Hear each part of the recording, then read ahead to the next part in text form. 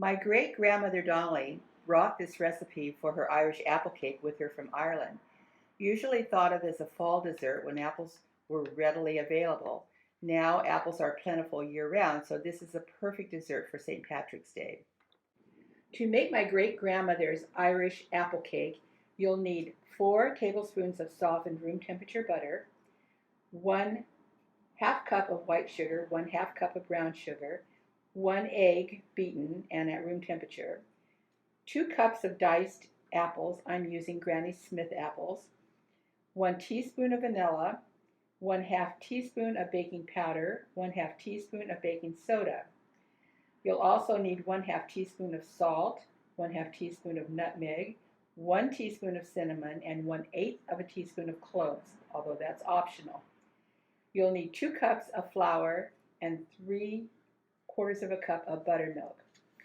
I'm adding our 1 cup of sugar, that's 1/2 cup of white sugar, 1/2 cup of brown sugar, to our butter, and now I'm going to cream it until it's nice and smooth and fluffy.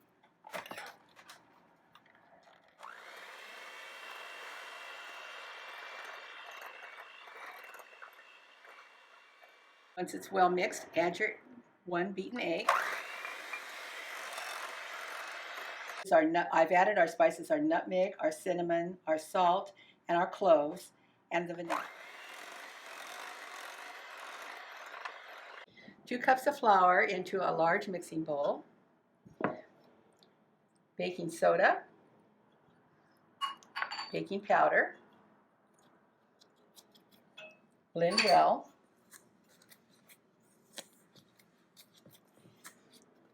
And now it's time to add 3/4 of a cup of buttermilk,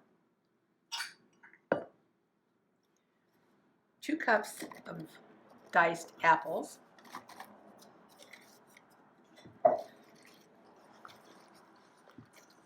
stir it around, and now we'll add our butter, sugar, and spice mixture and blend well. Then this will all be put into a prepared spring mold pan and into the preheated 375-degree oven for 45 minutes.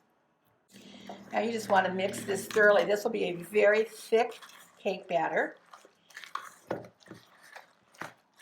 The moisture in the apples will provide a lot of moisture for the cake as it's baking, so it needs to be a thick batter to hold its shape.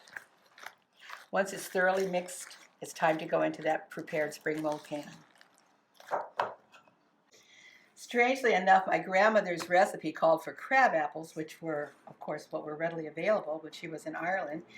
And then when she ended up in the New England area, that they were also readily available. So I was curious about a crab apple. I grew up always thinking they were poisonous and that we weren't supposed to eat the crab apples. But my research shows me that a crab apple is nothing more than an immature apple. It can be toxic and poisonous if you eat the core, but otherwise it's just an immature apple. This cake can definitely be baked in any kind of a pan, a cake pan, a pie pan. I just prefer using a springform pan because it's easy to take out of the pan and it just makes a lovely presentation.